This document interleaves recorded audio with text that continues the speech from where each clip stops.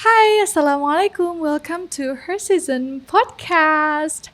Aku senang banget bisa balik lagi menemani kalian. Dan di episode kali ini, sama seperti episode sebelumnya, aku ditemani oleh manajerku. Hai, Sela. Halo. Say hi. Hai.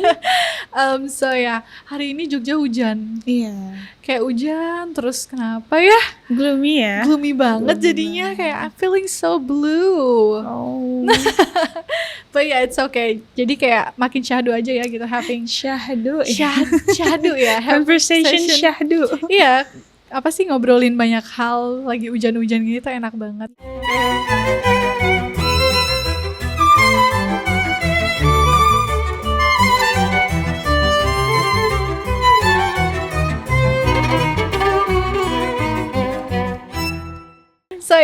Di episode sebelumnya kita itu ngomongin soal how we dealing with broken home, right?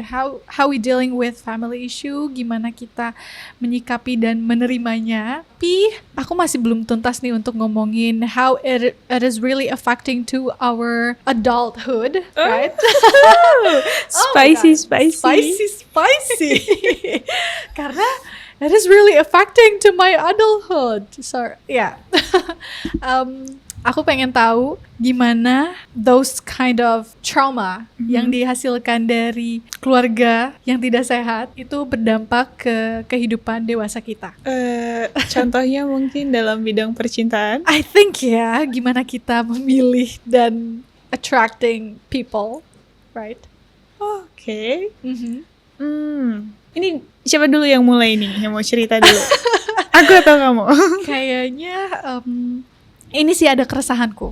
Aku punya satu keresahan di mana since I have those kind of trauma yang memang masih berusaha untuk aku sembuhkan, which belum sembuh sepenuhnya ya. Masih proses. Ya, masih proses. Masih proses untuk aku bisa sampai heal all of that. Aku ngerasa aku keep attracting orang-orang yang sama terlukanya seperti aku. Atau laki-laki yang mirip dengan ayahku, which ayahku adalah orang yang mungkin di masa kecilku dia yang sangat memberikan luka terbanyak gitu. I'm kind of questioning why is that happening to me? Kenapa ya gitu? Padahal kan harusnya sewajarnya kalau misalkan kita udah punya trauma nih misalkan dari ayah atau ibu, udah pasti kita bakal tahu nih kita nanti kalau misalkan sudah menikah gak akan mau sama orang-orang yang memiliki karakter, kepribadian atau orang yang seperti itu gitu. Orang seperti orang tua kita. How do you think about that? Mungkin ke belakang itu ketika kamu belum tahu benar-benar diri kamu, mungkin kamu tuh kurang secure sama diri kamu sendiri nggak sih? Mungkin di situ terus patternnya itu kamu udah terbiasa dengan pattern seperti itu. Pattern yang dari keluarga dapat seperti itu, berarti ada di dalam diri kamu mungkin yang mewajarkan itu. Iya nggak sih? Iya kayaknya iya. Tapi sebenarnya itu tuh nggak wajar. Jadi mungkin kamu keep attracting that because ada di dalam diri kamu yang masih mewajarkan itu. Dan ada di dalam diri kamu yang belum secure, belum benar-benar merasa aman dengan dirimu sendiri, dengan pilihanmu sendiri. Kamu mungkin masih mempertanyakan, apakah aku deserve orang yang tidak seperti ini? Exactly. Oh my god. Iya enggak? Iya bener banget sih, kan? bener banget. Dan aku tuh sempat cari tahu juga kan. Aku penasaran kenapa aku kayak gitu ya gitu. Menurutku nggak wajar juga. There's something wrong with me. Obviously. Jadi ketika aku cari tahu, aku baca jurnal-jurnal, terus aku juga menemukan kalau di dalam jiwa kita itu ada 2 elemen. Yaitu yang pertama adalah shadow, lalu yang kedua, oh my god, I am kinda forget. Inner child. Inner child. Jadi ada shadow and inner child. Inner child itu adalah batiniah anak kecil kita kan, yang memang hidup bersama kita, dan itu timbul dari trauma-trauma masa kecil. Lalu shadow adalah hal-hal yang kita sembunyikan dari seluruh dunia ini, dan itu adalah sesuatu yang ada di dalam diri kita yang orang tua kita tidak suka, atau the caregiver kita tuh nggak suka itu. Dan karena kita hidup dengan orang tua kita biar kita bisa survive, ya, biar kita bisa bertahan hidup, karena mereka yang menghidupi kita, otomatis mau tidak mau that shadow, hal-hal yang dalam diri kita yang tidak mereka sukai harus kita sembunyikan, harus kita kubur demi bisa mendapatkan cinta mereka, demi bisa hidup bersama mereka, demi bisa bertahan lebih lama gitu loh. Dan ternyata that shadow itu tetap bisa muncul ketika kita dewasa, dan itu menjelma menjadi behavior atau sikap-sikap yang secara subconsciously tumbuh. Sadar tidak sadar itu tumbuh. Misalnya seperti aku, sebetulnya aku tuh kalau ngomong tuh gelagapan banget, Sel. Gelagapan banget karena memang sedari kecilnya aku tidak diberi space. Aku tidak pernah diberi space untuk mengutarakan apa yang aku pikirkan, apa yang aku rasakan, pandanganku terhadap sesuatu, pandanganku terhadap keputusan orang tuaku seperti apa. Aku nggak pernah diberi kesempatan untuk bilang itu. Kayak aku ngerasa, apa ya, kalaupun aku mau mencoba untuk mengutarakan, selalu dipotong aja gitu. Kayak, enggak, you're just a kid. Kamu nggak tahu apa-apa, kamu nggak ngerti apa-apa. And yeah, dari situ aku merasa itu terbawa sampai aku dewasa, subconsciously. Jadi secara tidak sadar, itu yang bikin aku kayak, yaudah, kayak buat apa juga aku mengutarakan karena itu nggak penting. Jadi kamu tuh ya udah, kalau misalnya diperlakukan gak enak sama orang, mungkin kamu terima aja. Iya. Sedangkan itu nggak baik. Gitu. Jadi kayak aku anak yang accept aja gitu loh, ketika seseorang tuh berperilaku atau memperlakukanku sebagaimana yang tidak aku hendaki, tidak aku inginkan. Dan iya, aku jatuhnya kayak aku linglung, ini aku kenapa nih? Mungkin kamu tuh sebelum terapi ini, you're really people pleaser. Exactly. Sangat. You know itself. And sometimes you don't draw the line.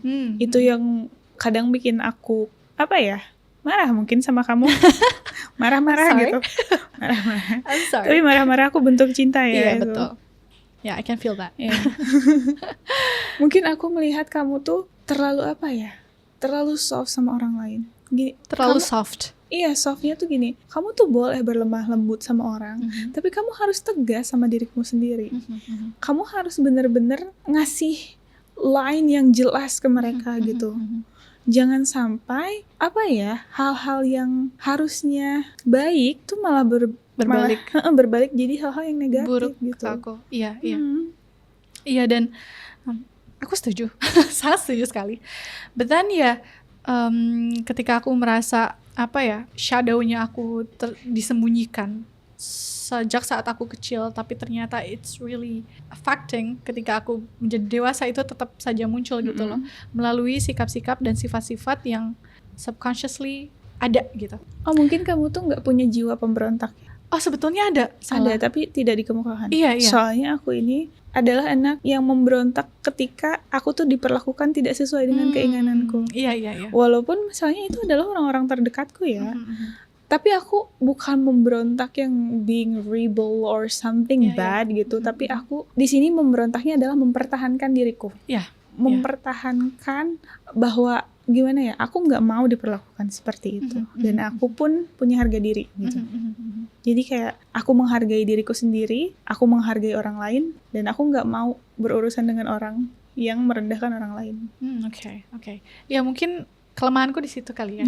Aku masih belum bisa build up that kind of sense. Yang bikin aku that kind of mentality. It's hard. It's hard. Susah. It's hard karena memang aku terbentuknya dari dulunya. Aku harus menjadi orang yang terima-terima saja. Iya. Banyak ketakutan juga kan, maksudnya. Betul. Takut ditinggalkan. Iya, exactly. Takut tidak ini, takut tidak itu, takut tidak bisa berdiri sendiri. Betul. Dan ketakutan itu, itu kenapa aku bisa sampai menutupi dan mengubur that shadow of me. Yang sebenarnya malah itu gak seburuk itu gitu loh. That shadow sebetulnya gak selalu buruk untuk semua orang gitu. Tapi karena orang tua aku gak suka itu, makanya aku merasa, aku mikir itu bakal tidak disukai juga oleh seluruh orang di dunia ini.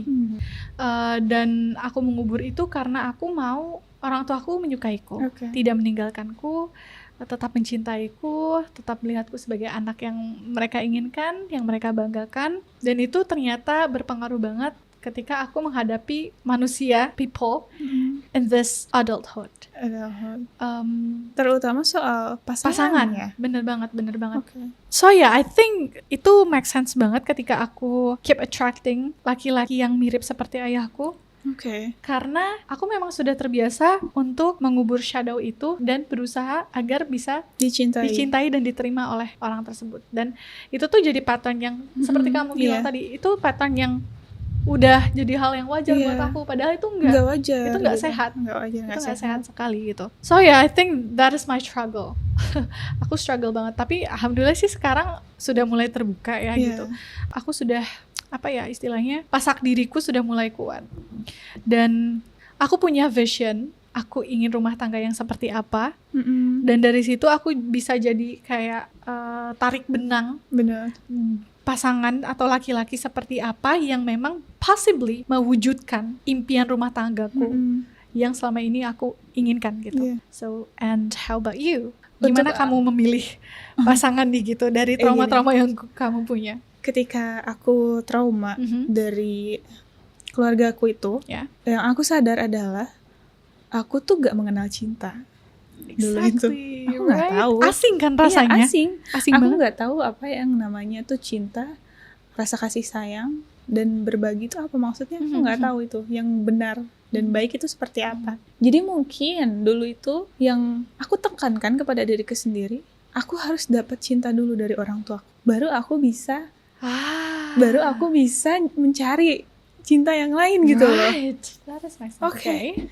Jadi dari situ aku berusaha kan untuk memperbaiki hubunganku dulu dengan orang tuaku, dan alhamdulillah sekarang sudah membaik, sudah menghangat. Aku dapat banyak banget cinta, dan aku tahu how to maintain love, how to giving love to someone and accept love from someone gitu. Jadi dari situ aku berusaha dulu, ini aku beneran harus dapat cinta dulu dari orang tuaku, dari keduanya. Alhamdulillah karena masih hidup kan dua-duanya gitu. Dan sekarang itu pandangan aku ketika memilih pasangan mungkin untuk kedepannya itu, aku nggak mau mengulang pattern yang dulu. Ketika ada di posisi keluarga aku tuh terlalu independen sendiri-sendiri dan apatis ke satu sama lain, tidak berkasih sayang ke satu sama lain. Jadi mungkin ya ketika aku bertemu laki-laki yang mungkin nonchalant gitu, dia tidak punya tujuan hidup, tidak tegas, itu aku gampang banget menyerah dengan laki-laki seperti itu. Karena gini, aku punya pandangan bahwa jiwa-jiwa yang turun ke bumi adalah jiwa-jiwa yang tersesat. Dan aku adalah salah satu jiwa yang tersesat. Namun aku mempelajari apa sih yang harusnya aku lakukan di dunia ini. Apa sih tujuan aku itu hidup. Dan aku menemukan tujuan hidupku adalah untuk beribadah kepada Tuhan, untuk kembali kepada Tuhan. Dan itu adalah tujuan hidupku. Sedangkan kalau misalnya pasangan aku tidak memiliki tujuan hidup yang jelas gitu ya, aku nggak mau mengikuti jiwa-jiwa yang juga tersesat, yang tidak ada tujuannya. Jadi karena mungkin kamu bisa ikut tersesat juga gitu, even though kamu udah punya nih tracknya. Aku udah punya tracknya. Tapi gitu. karena laki-laki itu kan memimpin kita ya. Iya, dan aku adalah seorang wanita muslim. Betul. Dan aku adalah seorang yang dipimpin nantinya. Dan aku tidak mau dipimpin oleh jiwa yang seperti itu. Jiwa yang tidak tahu nantinya akhirnya akan kembali ke siapa. Gitu. Jadi aku gampang banget menyerah dengan laki-laki yang tidak memiliki tujuan. Jadi mungkin kayaknya dirasa-rasanya tuh orang lihat aku sulit membuka hati, atau aku terlalu pemilih gitu sama orang. Atau mungkin orang-orang malah mikirnya kamu adalah perempuan yang nonchalant. Iya, dan orang-orang malah mikirnya aku yang tidak punya perasaan. Iya, padahal enggak. Padahal you stick to your principle. Right? Aku punya prinsip hidupku sendiri. Jadi aku tahu arahnya mau kemana gitu. That's really great. Ya, itu juga benar-benar sangat untuk bisa tahu nih kita tuh ingin hidup yang seperti apa. Betul. Dan tujuan hidup kita seperti apa, dan akhirnya tuh kita pengennya kemana gitu kan. Itu benar-benar bisa bantu kita untuk filtering orang-orang yang memang sudah selayaknya berada di lingkungan kita kan. Betul. But how about, kamu kan bilang kalau misalkan untuk kamu bisa sampai di titik ini sekarang, Iya. kamu harus mendapatkan cinta dari orang tuamu dulu. Iya. But unfortunately, tidak semua orang bisa mendapatkan itu. Iya. How about that? Karena di kasus aku, alhamdulillahnya aku masih bisa memperjuangkan mungkin cinta orang tuaku. Dan gak semudah itu ya Iya, guys. gak semudah itu. Aku menyaksikan sendiri benar-benar dari nol karena orang tuamu kan tadinya sangat perang dingin ya. Iya, perang dan dingin kayak itu. Untuk bisa menyatu tuh kayaknya gak mungkin Iya, gitu kan. Kayak gak betul. mungkin. But you did that. Iya, I did that. Bener-bener ya. Aku tuh sekarang mungkin gak suka banget sama orang yang kalau marah itu jadi diam. Oke.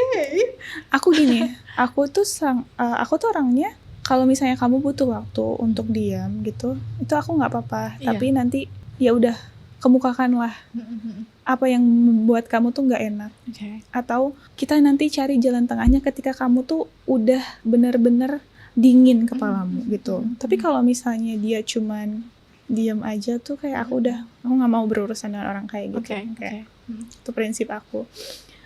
Mungkin kalau misalnya kamu tidak bisa memperjuangkan cinta dari orang tuamu, kamu perjuangkan cinta dari dirimu sendiri. Kamu belajarlah mencintai dirimu sendiri. Kamu tanya dirimu, kamu mau dicintai seperti apa? Karena aku pun masih belajar untuk mencintai diriku sendiri gitu. Kayak gini, ketika aku tahu aku mau dicintai seperti apa dan aku tuh tidak menyukai hal-hal seperti apa itu yang membuat aku sadar bahwa ketika aku mau dicintai seperti ini, mungkin orang lain pun mau dicintai seperti itu. Terus kayak aku nggak suka diperlakukan seperti ini, didiamkan ketika ada masalah. Ya mungkin orang lain pun seperti itu. Jadi ketika kamu tahu cara kamu mencintai diri kamu sendiri, itu pun akan menjadi bekal untuk kamu untuk mencintai orang lain. That's really great. Ya, karena kadang-kadang manusia tuh harus merasakan dulu, baru mereka ngerti kan. Bener banget, nih itu aku banget sih. Aku kan harus tenggelam dulu baru tahu tuh rasanya tenggelam tuh kayak gimana. Jadi cintailah dirimu sendiri bener dulu, banget. Baru kamu bisa dengan baik mencintai orang lain. Exactly. Kalau misalkan memang nggak semua orang bisa memenuhi cinta orang yang kamu ya. butuhkan, iya, kita yang harus mengisi diri kita sendiri dulu ya gitu. Sampai nanti God sent us certain of people yang memang mereka juga siap mencintai kita dengan cara yang tepat, right? Betul. Oke, menurut kamu gimana kalau misalkan orang-orang yang sudah terlanjur memilih pasangan yang salah dan itu terpengaruhi oleh trauma mereka, and then mereka baru menyadari itu setelah menikah? Pertanyaan aku gini, untuk orang-orang yang memang sudah menikah, terus mereka terlanjur lah ya maksudnya tuh. Mungkin tadinya sebelumnya belum aware apa yang terjadi. Sudah terlanjur aware sekarang. Betul. Apakah kalian mau mempertahankan pernikahan itu pertama? Apakah kalian mau mempelajari diri kalian dulu pertama? Dan apakah kalian mau mempelajari diri pasangan kalian? Exactly. Karena dari kemauan itu akan tumbuh. Aku bilang sama kamu kan tadi tuh di podcast sebelumnya bahwa argumen dan diskusi aku dengan orang tua aku itu juga menumbuhkan rasa cinta di antara kita kan. Malah bukan amarah aja ya gitu. Karena dari situ kita ada kemauan untuk mengerti satu sama lain gitu. Kita membuka diri. Dan kalau pasangan itu harus dua-duanya yang seperti itu. Betul. Kalau cuma satu itu yang sulit. Nah exactly. Itu. Jadi untuk kasus pasangan yang seperti itu, tolong kalian redam ego masing-masing. Kalau memang masih mau mempertahankan pernikahan. Ya. Ini kita bukan menjuruskan orang-orang untuk bercerai ya. Iya. Nggak juga, tapi kayak it's really good though. Walaupun mereka sudah terlanjur menikah dan baru tahu nih kayak kayaknya there's something wrong with us gitu dengan pernikahan ini, dengan mungkin ada karakter dari pasangan kita atau dari kita sendiri yang mungkin tidak mendukung Yeah. dan tidak fulfill this marriage, Mm-mm. kamu bisa mulai berkonsultasi dulu kali Iya. ya ke Psikolog psikolog. pernikahan, of course. Itu benar-benar membantu banget sih. Iya. Aku bahkan pengen kalau misalkan sebelum menikah nanti aku pengen konsultasi dulu Iya. bersama calon suamiku sih. Aku pengen kita konsultasi dulu, dan aku juga pengen tahu mungkin dia ada trauma-trauma seperti apa, dan biar kita juga bisa tahu root cause-nya dari mana, atau mungkin biar aku juga bisa tahu kalau ada hal dalam diriku yang bisa nge-trigger dia, dan dia pun juga punya hal-hal yang bisa men-trigger aku. Iya. Dan kalaupun misalkan emang kayaknya udah gak bisa, itu kan bisa sebelum pernikahan Mm-mm. bisa kita stop dulu ya gitu. Kuncinya ada kemauan kan? Exactly. Ada kemauan untuk saling mengenal satu sama Bener lain banget, bener dan banget. untuk saling mengerti satu sama lain. Exactly. Itu Dan sih. menurut aku ya pernikahan itu kan taaruf seumur hidup ya. Iya, itu dua arah Itu soalnya. belajar saling memahaminya tuh seumur hidup. Seumur hidup. Goalsnya tuh memang itu Mm-mm. seumur hidup kan, sampai udah akhir. Jadi kayak ya mungkin buat teman-teman yang sedang mencari pasangan sekarang Seperti kita. seperti kita, mungkin kayak it's better for us to get to know ourselves first. Iya. Right. Kita harus memperbaiki hubungan dengan diri kita sendiri Betul. dulu. Kita harus memperkuat pasak diri ini, prinsip-prinsip apa aja yang kamu pegang, Betul. dan memang tujuan kamu mau kemana. Betul, Itu sih. betul banget. Dan penting juga untuk kita tuh punya vision. Mm-mm. Kita ingin rumah tangga yang seperti apa. Betul. Kita Beneran. ingin pasangan yang seperti apa. Betul. Gitu. Kita ingin diperlakukan seperti apa, dan mungkin pasangan kita juga mau diperlakukan seperti apa. Betul. Itu harus dikomunikasikan. Bener banget. Dan itu yang bikin kita bisa lebih berpikir rasional ya. Betul. Gitu, untuk memfilter orang-orang yang akan menjadi pasangan kita. Kalaupun misalkan kayak kita kan pengen nih punya rumah tangga yang adem ayem nih gitu, yang sehat secara komunikasi, sehat secara mental, parenting, semuanya. Tapi kita dipertemukan dengan orang yang sangat berbanding terbalik dengan itu. Orang yang memiliki behavior yang tidak akan mendukung terwujudnya pernikahan impian itu gitu. Dan kalaupun misalkan kita cinta banget sama orang ya, kita tetap bisa berpikir rasional, kayaknya Iya. rumah tangga yang hangat itu Tidak gak seperti bisa ini, kalau misalkan gitu. sama dia gitu kan. That is what I learn Iya. now gitu loh. Itu yang lagi aku coba yakinkan ke diriku sendiri gitu loh. Karena jujur aku ini orang yang sangat apa-apa tuh pakai hati banget Sela. You know, kayak emotional aku sangat sensitive, sangat kuat gitu. Dan itu yang bikin aku kadang bukan buta ya, tapi sensingnya tuh kurang gitu loh untuk tahu apakah orang ini baik atau enggak. Hanya karena aku menyayangi mereka. Iya. Right. So, kalau kamu kan misalkan ini ya, untuk memilih pasangan kamu udah sangat bisa berpikir rasional. Iya, karena aku merasa bahwa cinta itu ada aturannya. Betul. Gini, aku tuh sekarang memandang cinta yang hak itu cuma sama Allah. Oke. Cinta yang hak That's adalah cinta okay. sama Allah. Dan Allah itu memberikan kita anugerah untuk mencintai sesama manusia. Tapi ada syaratnya, ada aturan-aturannya. Dan aturan-aturan itulah yang aku ikutin. Walaupun mungkin aku pernah juga diberikan cobaan yang sangat besar gitu, cobaan perasaan yang sangat besar sama Allah. Mencintai seseorang yang memang belum halal untuk diriku gitu. Tapi aku di situ tahu bahwa cinta ini datangnya dari Allah dan itu tuh anugerah. Mungkin aku harus belajar sesuatu di situ, dan baiknya itu cinta itu kan di dalam hati ya perasaannya. Tapi yang jadi benar atau salah untuk cinta itu adalah perlakuan kita. Oke, action kita ya. Tindakan yang kita ambil itu akan membenarkan atau membuat cinta kita itu salah. Representasinya. Jadi ya sebisa mungkin pelajari dulu lah.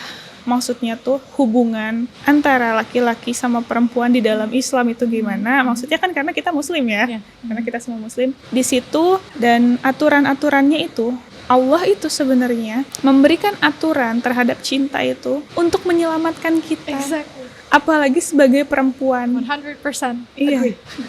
Dan aku di situ sadar banget, ya Allah, alhamdulillah, ternyata aturan-aturanmu itulah yang menyelamatkan aku dari menjadi cegil. Walaupun sempet ya cegil, ya Allah. Iya, Bener banget. Tapi alhamdulillah mungkin dari cobaan aku yang cobaan jatuh cinta itu, aku bisa ya belajar yang namanya ikhlas, aku bisa belajar yang namanya sabar, dan aku tuh bisa tahu bahwa patah hatiku itu membawa aku lebih mencintai Tuhanku lagi dan lebih mengerti bahwa cinta yang hak adalah cinta kepada Allah. Wow, okay, that's really great, Stella. Ya. Wow, aku setuju banget sih. Jadi ternyata selain mencoba untuk mengenali diri kita sendiri, kita juga sangat amat akan terbantu ketika kita juga mengenali Tuhan kita, right? Untuk memulai sesuatu apapun. Betul. Bukan cuma rumah tangga ya, everything in life, right? Aku merasa ketika aku lebih dekat dengan Allah, lebih mengenal Allah, lebih mencintai Allah, apapun yang ada di dunia ini tuh rasanya ringan gitu loh. Ya? Iya. Dan rasanya aku tuh tidak terbelenggu oleh duniawi. Karena aku tahu nanti aku kembali ke siapa gitu loh. Oh, wow. Oh my God, my heart.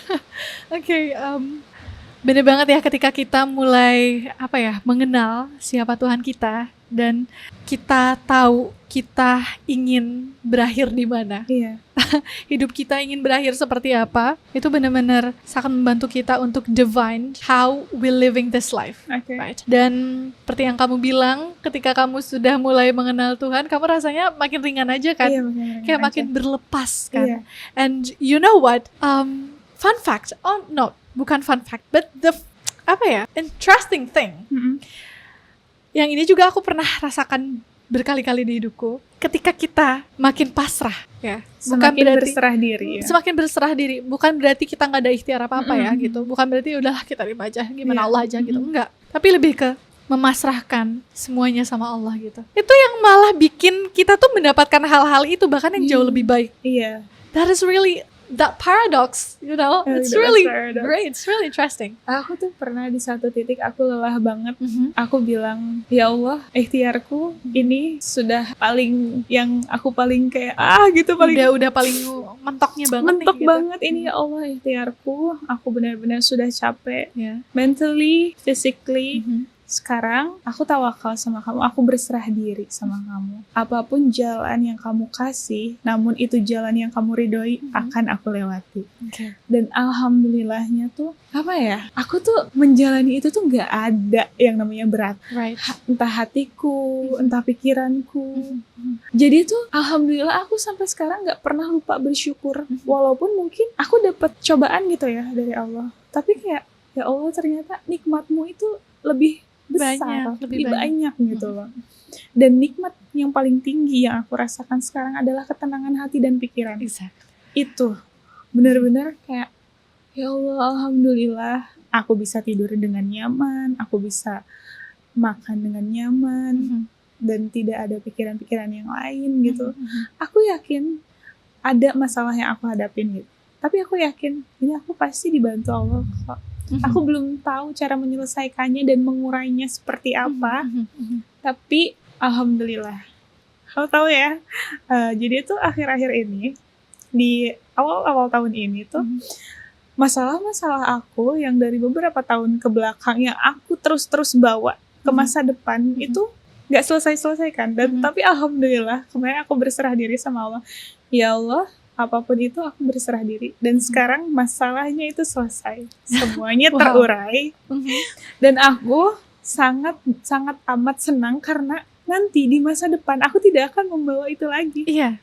Itu cukup sampai di sini kayak, Masya Allah, ternyata hikmah-hikmahnya itu baru terbuka sekarang. Kayak, itu tuh the power of berserah diri. Iya. Bener. Dan malah itu yang memberikan semua yang kamu butuhkan. Iya. Allah semua ngasih yang aku semuanya butuhkan. malah. Semua yang aku butuhkan. Allah tahu aku tuh harus memperbaiki dulu batinku, kolbuku, gitu.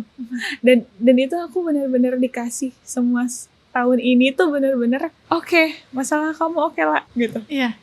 Bener-bener aku senang banget, bahagia banget. Di-solve gitu ya sama Allah satu-satu gitu. Wow. Ya aku juga bener-bener ngerasa banget sih berkali-kali di hidupku ketika aku coba ngejar sesuatu Dan kayak aku yakin banget itu bakal aku dapatkan kalau aku ngejar itu dengan kakiku sendiri, dengan kemampuanku sendiri, pokoknya semuanya sendiri. Aku percayakan itu sama diriku sendiri aja gitu ya. Aku pasti bakal dapat itu gitu loh. But then semakin dikejar malah semakin menjauh ya. Kayak judul lagu ya. Jadi tuh ada ya kata-kata jadi kayak gini. Manusia itu cuma bisa ikhtiar dan tawakal, tapi hasil itu benar-benar gimana Allah. Betul. Jadi hak prerogatif Tuhan.